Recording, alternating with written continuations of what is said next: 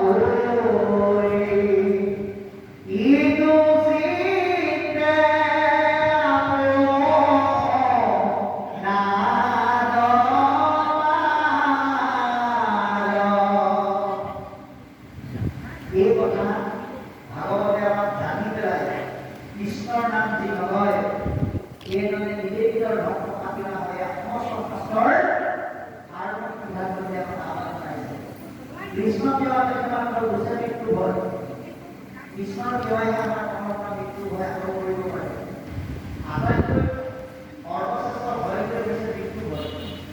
ক্ৰিয়া কৃষ্ণৰ নাম আৰু কৃষ্ণৰ সেৱাই আঁতৰ কৰিব পাৰে। জানা কৃষ্ণক ভজা কৰিয়া নিশ্চয় এই কথা জানি নিশ্চিতভাৱে ভগৱন্তক ভক্তি কৰিবৰ কাৰণে আমাক আহ্বান জনালে। তাৰপিছত লিখিছে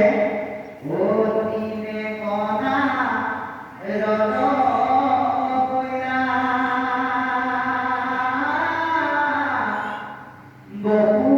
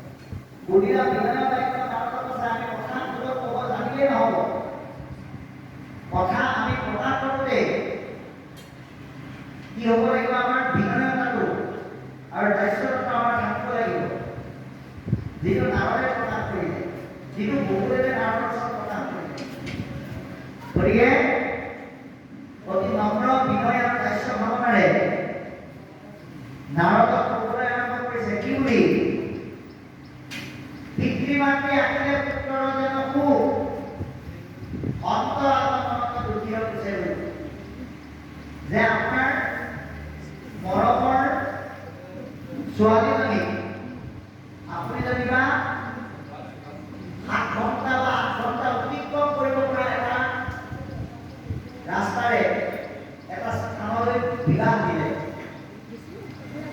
স্থানলৈ আপুনি সদায় গৈ থকাটো সম্ভৱ নহয়।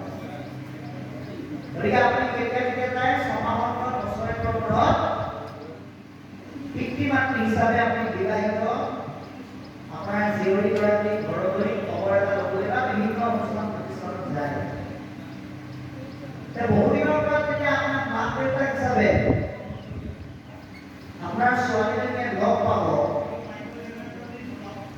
তেওঁ কি কৰে? কান্দি কান্দি আনন্দত ক'ব নোৱাৰা হয়। বহুদিনৰ মূৰত মাক দেউতাকক লগ পোৱাৰ লগে লগে নিজৰ এই জীয়াৰীটোৱে সন্তানগৰাকীৰ যিটো আনন্দ, অন্তঃসাধুৰ আগমনে তেওঁলোকৰ মনতো তেনেধৰণৰ অতিমুখী আনন্দৰ প্ৰকাশ কৰে বুলি কৈছে। অন্তঃসাধুৰ আগমনে তেওঁলোকৰ মনত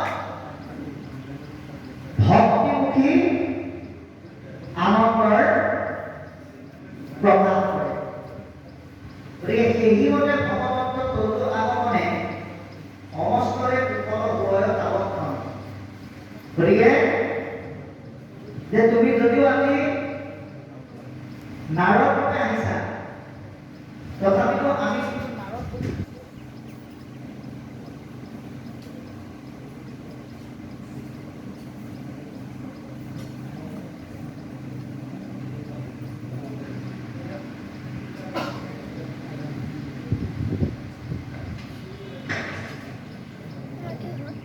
সকলো সাধু এই উদ্যোক্তা আনন্দী সমিতিৰ সেৱকসকলৰ কাৰণে ভগৱন্ত সমিতি।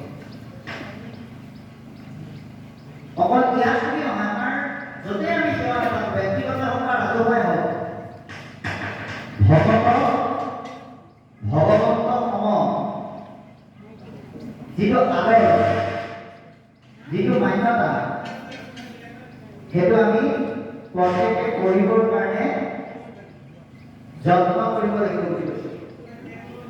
ভগৱত বুলি ভাবিব লাগিব। মনস্কন্ধ ভগৱতে সিদ্ধান্ত দিছে, বিষ্ণু বৈষ্ণৱৰ কিঞ্চি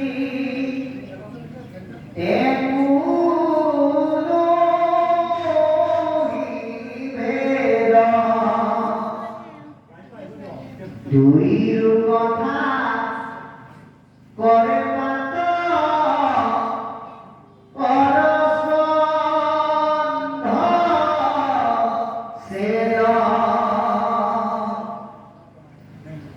ভগত আৰু ভগৱানৰ মাজত কোনো পাৰ্থক্য নাই বা ভিন্নতা নাই। গতিকে এই দুয়োটা বস্তুৱে পাপবিলাক যিহেতু ক্ষয় কৰে, সেইকাৰণে আমি ভগৱতক ভগৱন্ত বুলিয়ে ভাবিব লাগিব। ভগৱন্ত ভগৱানৰ মাজতে আছে। সেইকাৰণে নাৰদক ভগৱানে ভগৱন্ত জ্ঞান কৰিছে আৰু কৈছে যে দেৱতাটো পৰিশ্ৰেষ্ঠ ভক্ত সাধুজন, সাধুসকল দেৱতাতকৈ শ্ৰেষ্ঠ। দেৱতাটো পৰিশ্ৰেষ্ঠ ভক্ত সাধুজন, সাধুতে কৰ্মবিধ অভয়ভক্ত। সাধুৰ যোগেদি সমস্ত শ্ৰেষ্ঠ সুখ প্ৰাপ্ত কৰিব পাৰি। দেৱতাতকৈ সাধুসকল শ্ৰেষ্ঠ। কিয়নো কাৰণ সাধুসকলৰ লগত কি হয়? দেৱতাসকলৰ কৈ ঈশ্বৰৰ যিটো সংযোগ, সেইটো পোনপটীয়াকৈ থাকে। সেইকাৰণে সাধুৰ যোগেদি যদি ঈশ্বৰলৈ নিবেদন কৰোঁ, সেই ফলটো আমি তাৎক্ষণিকভাৱে পাম। কৈছে বিলৈ মুখত মুখাবি দেৱতাক নহয়। দেৱতাক পূজা কৰিলে সুখ নাপায় বুলি কোৱা নাই, পাব। কিন্তু যদি পূজা ব্যৱস্থাটো আপোনাৰ অন্ধসূয়া হয়, যদি প্ৰণালী নিয়মটো মন্ত্ৰ উচ্চাৰণ কৰিলে যদি স্বৰ বৰ্ণ যদি ভুল হয়, তেতিয়াহ'লে কিন্তু খন্তেকতে আপুনি সুখ বিচাৰোঁতে দুখে পাব। কিন্তু ঈশ্বৰৰ নামত তেনেকুৱা কথা নাই। আমাক সিদ্ধান্ত দিছে অবনাশ্ৰম ধৰ্ম যাৰ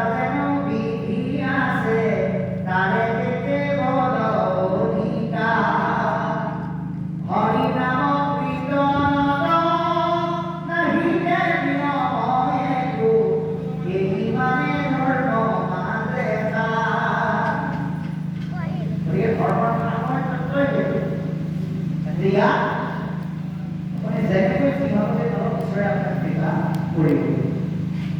সেইকাৰণে কৈছে যে বিলৈ পুষ্প সুপতি দেৱ পুৰণে কেৱল